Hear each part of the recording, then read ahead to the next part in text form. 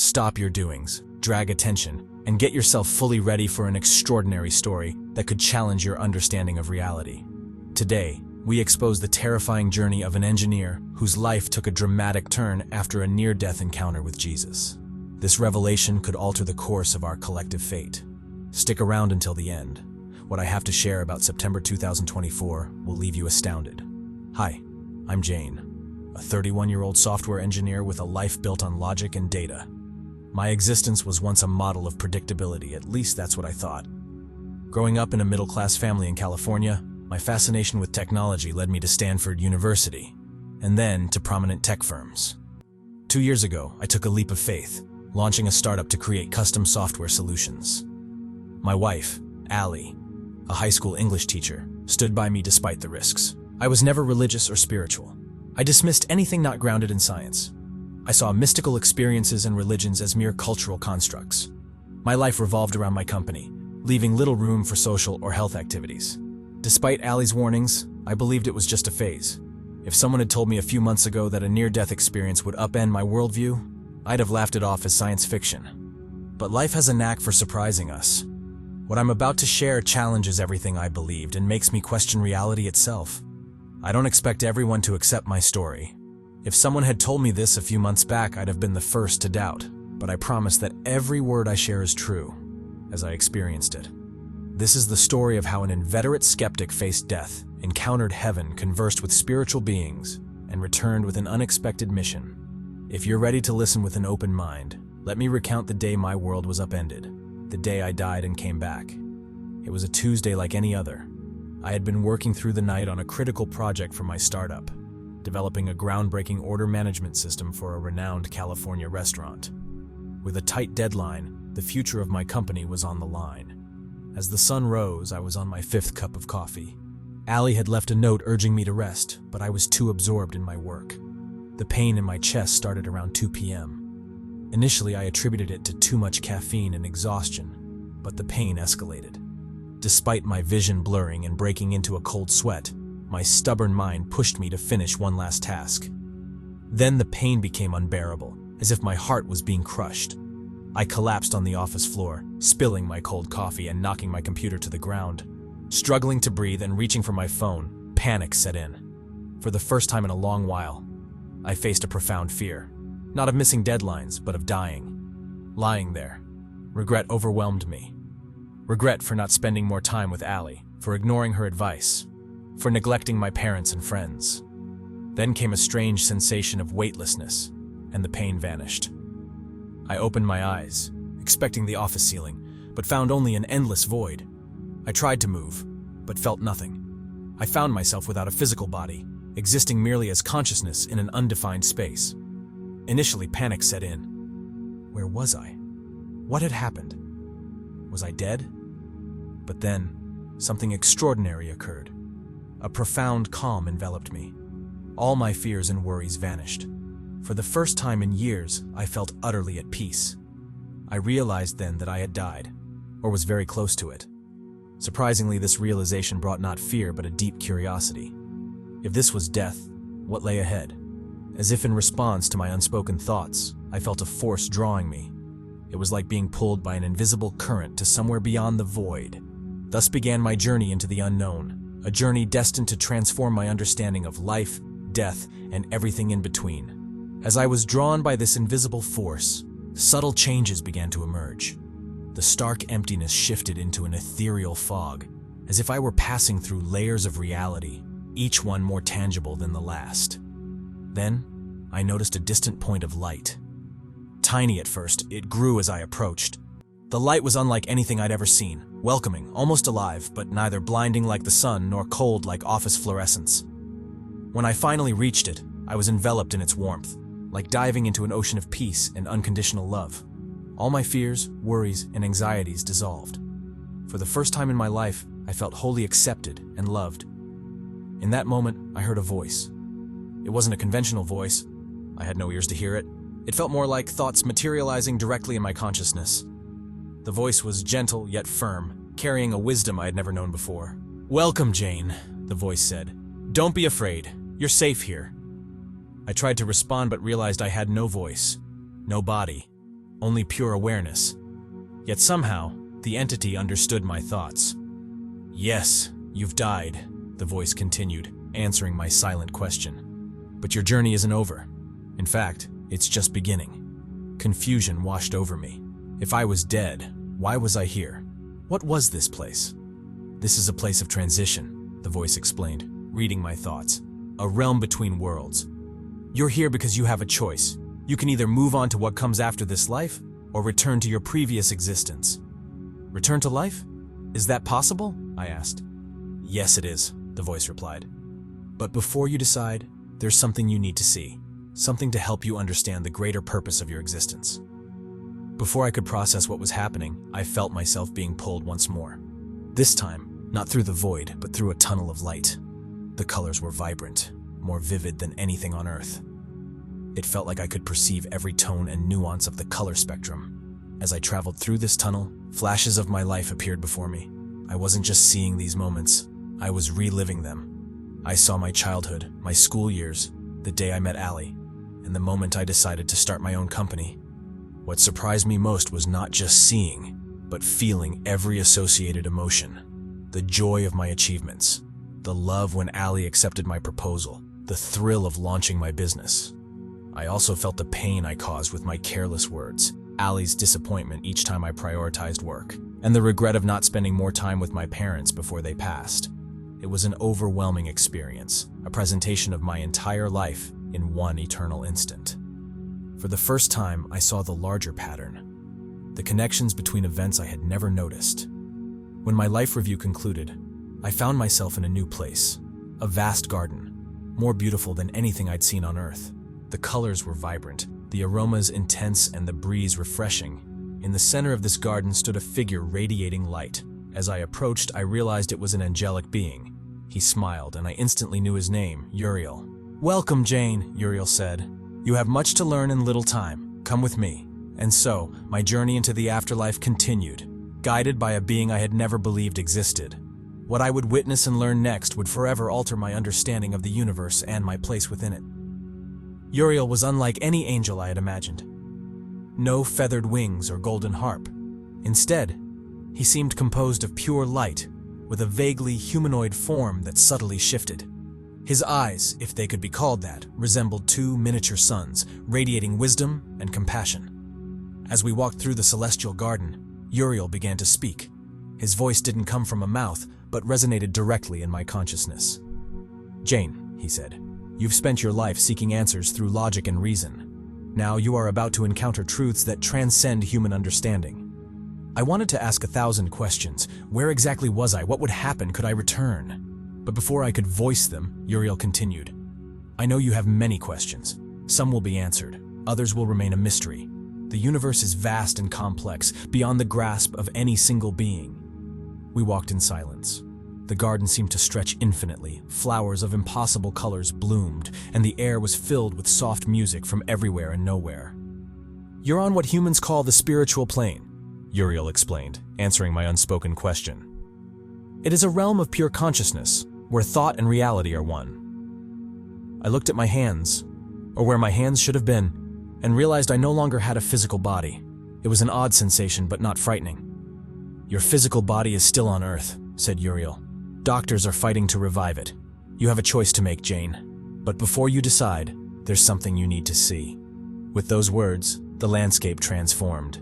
The celestial garden faded, replaced by a panoramic view of Earth.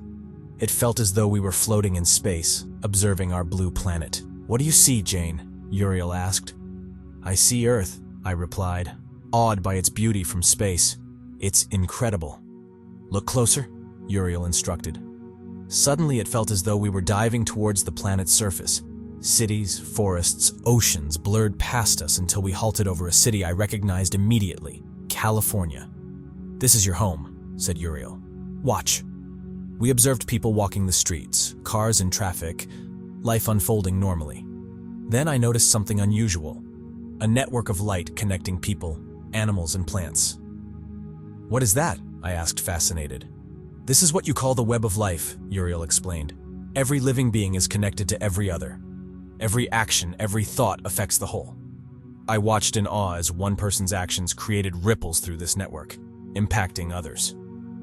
Jane, Uriel continued, you've focused on technology to improve lives, but you've overlooked the most vital connection, the link between humans and the spiritual world. I felt a pang of guilt. He was right. I had neglected the spiritual dimension of life. Don't blame yourself, Uriel said, sensing my thoughts. You're here now to learn and grow, and there's something else you need to see. The scene shifted again. We were now in a high-tech laboratory, an environment familiar to me. What do you see? Uriel asked. I see artificial intelligence, I replied, observing the computer screens filled with code and neural network models. Yes, said Uriel. Humanity is on the brink of a technological revolution. The AI you are developing has the potential to transform everything. That's good, isn't it? I asked, still in software engineer mode. Maybe, replied Uriel. But it can also be dangerous. AI, like any powerful tool, can be used for good or evil. It all depends on the intentions and wisdom of those who create and wield it. Uriel paused, letting his words settle. Jane, you have a crucial role to play in humanity's future. Your technical expertise combined with the spiritual insights you're gaining here can steer AI development positively. I was overwhelmed. Me, a software engineer from California? How can I possibly matter in the grand scheme of things? That's something you'll uncover on your own, Uriel said. The future is malleable. Every choice you and others like you make will shape the course of humanity. With that, the vision of my lab faded, and we were back in the celestial garden. Jane, Uriel intoned gravely, now you must choose. Remain here in the spirit realm or return to Earth with the mission you've been given. I was torn, trying to weigh the boundless peace and love here against the duty to make a difference back home.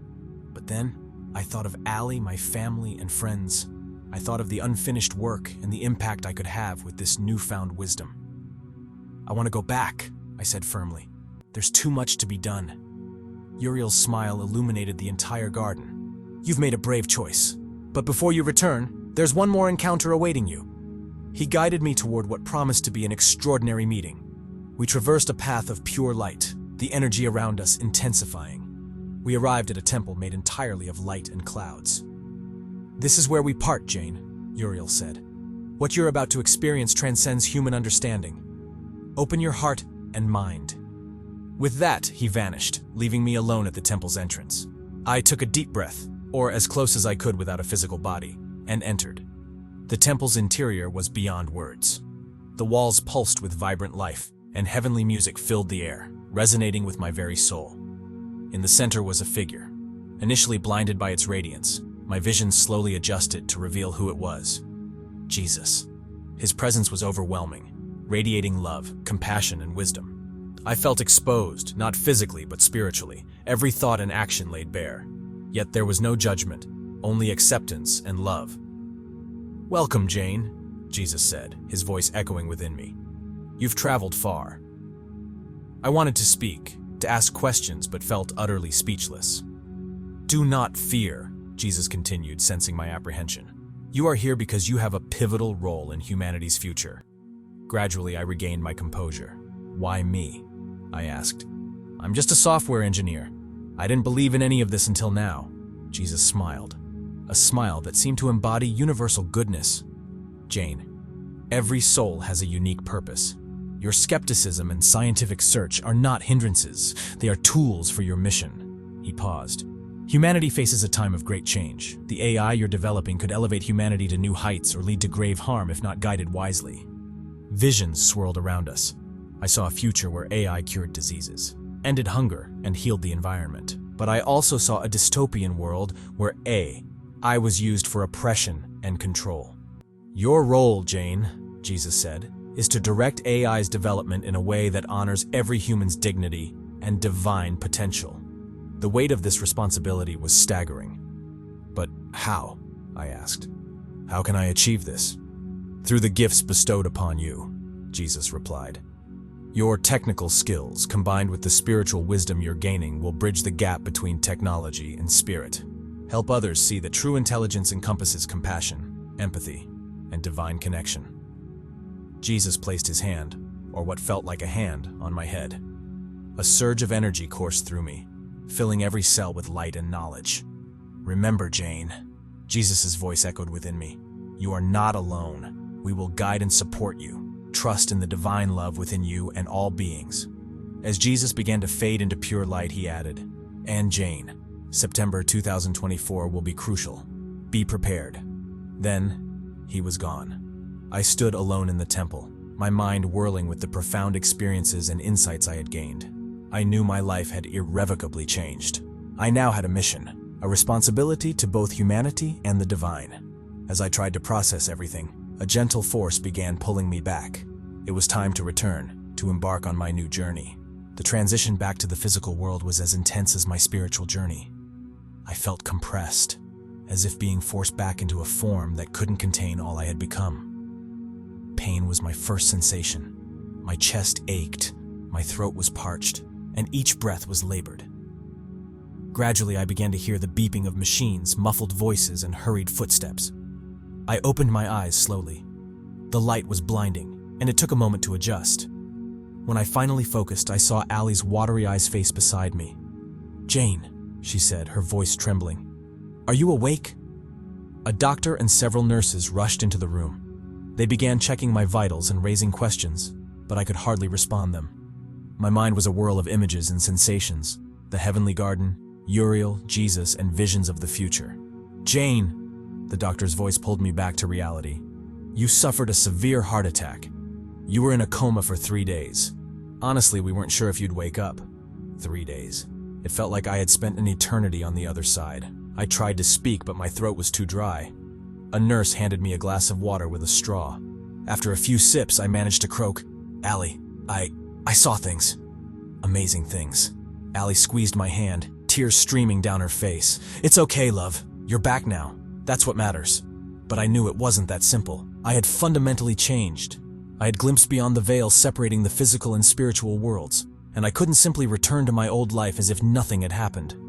As I recovered in the hospital over the next few days, processing my experience was a struggle. Translating the transcendental into everyday language was daunting. How do you explain the sensation of pure consciousness?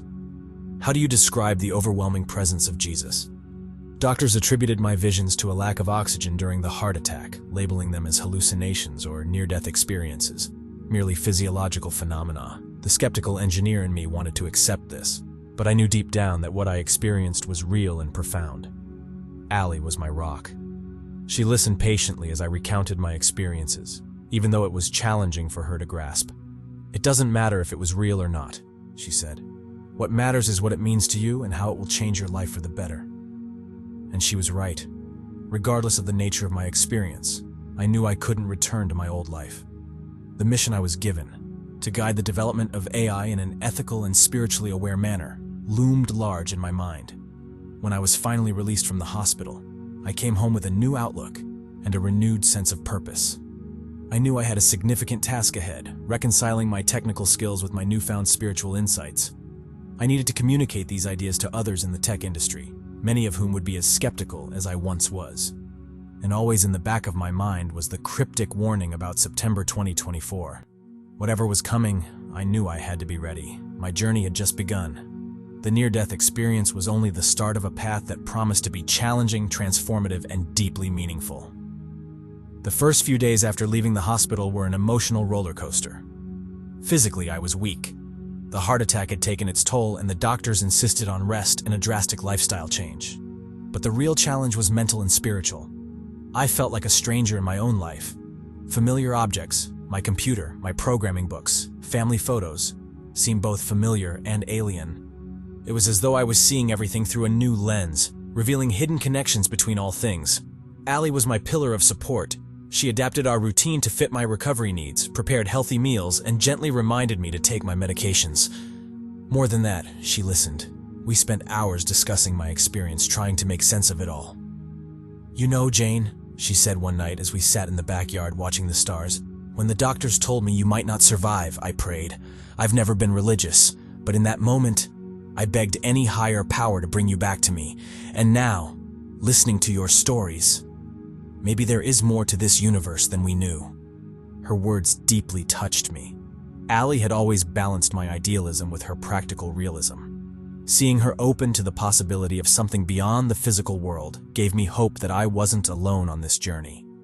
As the days passed, I began to think about how to integrate what I had learned into my daily life. I couldn't just return to my old job as if nothing had happened. Yet, I knew I couldn't just go around telling everyone about my near-death experience and visions of the future. Most people would think I was crazy. I decided to start with the basics. I dusted off my ethics and philosophy books and began studying them with a fresh perspective. I explored different spiritual traditions, searching for commonalities that could apply to technological development. At the same time, I caught up on the latest advances in AI. The progress was fascinating. Increasingly sophisticated language models, computer vision systems rivaling human perception, and machine learning algorithms making impressively accurate predictions. Now, I viewed these technologies with new eyes. Where I once saw only lines of code and mathematical models, I now saw their potential for something much deeper. I began to see both the immense potential and the significant dangers of what lay ahead. One night, while working late in my home office, despite Allie's insistence that I needed more rest, I had a sudden revelation. The key to steering the ethical development of AI wasn't about enforcing top-down rules, but about embedding ethical and spiritual principles directly into the algorithms themselves. My mind raced as I jotted down ideas. What if we could design AI models that didn't just process data, but also weighed the ethical impact of their decisions? What if we could program compassion, empathy, and respect for human dignity into AI systems? I was so engrossed in my thoughts that I didn't notice Allie entering the room. "Jane," she said, her voice a blend of concern and curiosity. "It's 2 a.m. What are you doing?" I looked up, my eyes alight with excitement. "Allie, I think I've found a way to make this work. A way to merge technology and spirituality into something truly groundbreaking." Allie smiled, a mix of exasperation and affection on her face. "I'm glad you found your direction, love. But remember, you're still healing. Let's get some sleep now, and tomorrow you can tell me all about this amazing idea of yours."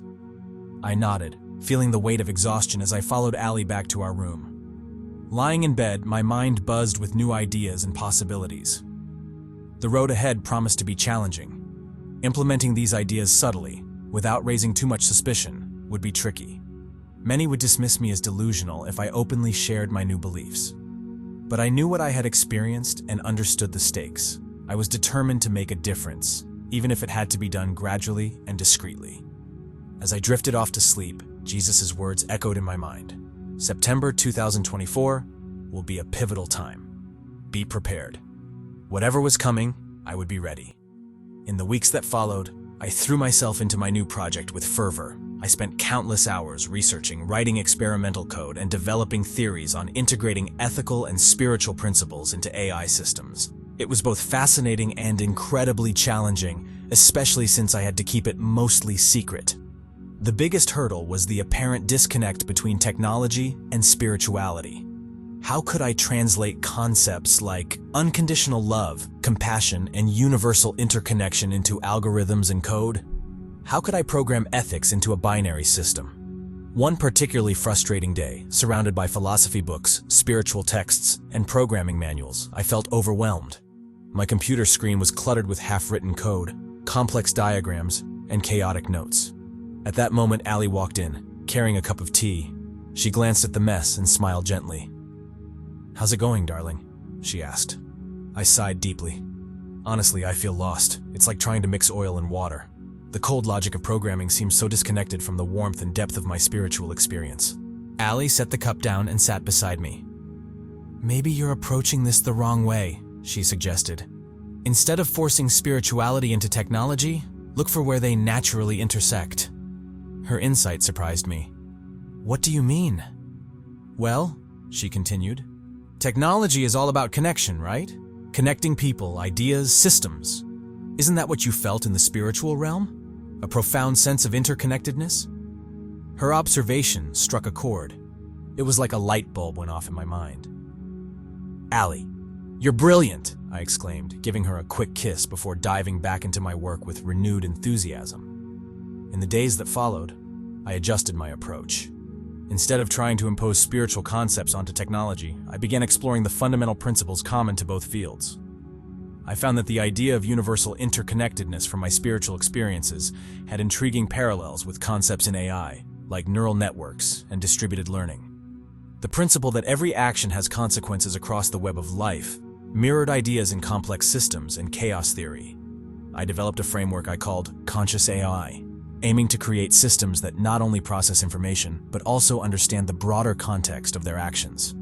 These AI systems would evaluate their decisions based on efficiency, accuracy, ethical impact, and long-term consequences. As I worked on this project, I felt I was finally fulfilling my mission, bridging technology and spirituality by embedding ethical and spiritual principles into AI. Yet, I knew I couldn't reveal these ideas openly. The world wasn't ready for the changes I envisioned, so I continued working in secret, subtly integrating ethical and conscientious elements into my projects whenever possible. Allie remained my confidant and steadfast supporter, patiently listening as I detailed my ideas, offering invaluable insights and keeping me grounded when my thoughts drifted into abstraction. One evening, after a particularly productive day, we sat together in the backyard, gazing up at the stars. I shared my hopes and fears with Allie. "Sometimes I wonder if I'm losing it," I confessed. "Did all this really happen? Do these ideas even make sense, or am I just delusional?" Allie took my hand and squeezed it gently. "Jane," she said with a steady voice, "you're not crazy. What you're trying to do is important. It may be that the world isn't ready for your ideas right now, but that doesn't mean you should give up. Remember what you've seen, what you've experienced. Trust in that." Her words deeply moved me. She was right. Giving up wasn't an option just because the path was challenging.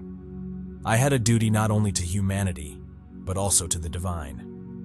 That night, I renewed my commitment to my mission, fully aware that the road ahead would be difficult and lonely. With September 2024 approaching, I knew I had to be prepared for whatever was coming. As the months passed, I continued to quietly advance my conscious AI project. At work, I made small adjustments to our systems, embedding ethical principles wherever I could without drawing suspicion. At home, I immersed myself in studying, coding, and refining my ideas. Allie remained my greatest ally, not just emotionally, but also practically. She helped with research, read books on ethics and philosophy, and engaged in discussions about her findings. "You know, Jane," she said one night as we reviewed some notes together, "the more I learn about ethics and technology, the more I understand why this is so crucial. AI's potential to transform the world is immense, but it's also daunting if not guided by strong principles." I felt a wave of gratitude for having Allie by my side. "That's exactly it, Allie. We need to be ready for what's coming in September." As September 2024 drew nearer, my anxiety grew. Jesus' words about this month being a pivotal time echoed constantly in my mind. Although I wasn't sure what to expect, I knew I needed to be ready. I decided it was time to advance my experiments. Discreetly, I began applying some principles of conscious AI to a personal project at work, a recommendation system for small local businesses. It wasn't a large-scale project, but it provided the perfect opportunity to test my ideas in the real world. The system I developed not only made data-driven recommendations, but also considered ethical aspects, such as the environmental impact of the products and the labor practices of the companies involved. It was subtle, but it was there, a seed of awareness embedded within the technology. As I worked on this project, I noticed small changes around me. Coworkers started asking questions about technology ethics, and customers voiced concerns about privacy and responsible data use. It was as if the world was gradually waking up to the issues that had become so important to me. At home, Allie and I prepared more actively for September. We stocked up on supplies, updated our emergency kit, and even began practicing meditation together to strengthen our spiritual connection. We didn't know what lay ahead, but we were determined to be ready. Allie said one night, as we finished our breathing exercises, "At least we'll be ready to face it together." As August drew to a close, I could feel that something monumental was about to happen. I became obsessed with checking the news, searching for any signs or clues about what might be coming. Be it advances in AI, groundbreaking scientific discoveries, or unexpected global events. So far, nothing seemed out of the ordinary, yet I couldn't shake the feeling that we were on the verge of something extraordinary. During my moments of doubt, I vividly recalled my experiences: the encounter with Uriel, the conversation with Jesus, and the future visions I had seen. I knew these weren't mere dreams or phantasm. They were profoundly real. More real than anything I'd experienced in my everyday life.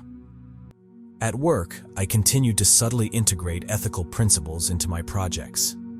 Sometimes this meant suggesting adjustments to algorithms to reduce bias, and other times it involved advocating for privacy considerations in our data policies. These were small steps, but they felt significant. Allie noticed the change in me. "You seem more centered," she observed one night. "It's like you've found your purpose." I smiled at her. "I think I really have found it. I just hope I'm ready for the challenges ahead." As August's final days approached, the tension within me grew. My dreams became increasingly vivid, filled with futuristic cities, machines with consciousness, and a humanity transformed by technology. I woke up from these dreams sweating, my heart racing, convinced they were more than just figments of my imagination. On August 27th, I had a particularly intense dream. I was back in the heavenly garden with Uriel by my side. "The moment is coming, Jane," he said.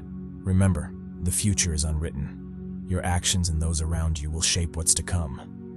I woke up with these words echoing in my mind. Allie must have sensed my agitation because she turned over in bed and placed her hand on my shoulder. "Is everything okay, love?" she asked, half asleep. "Yes," I replied, trying to steady my breath. "Just a dream." But I knew it was more.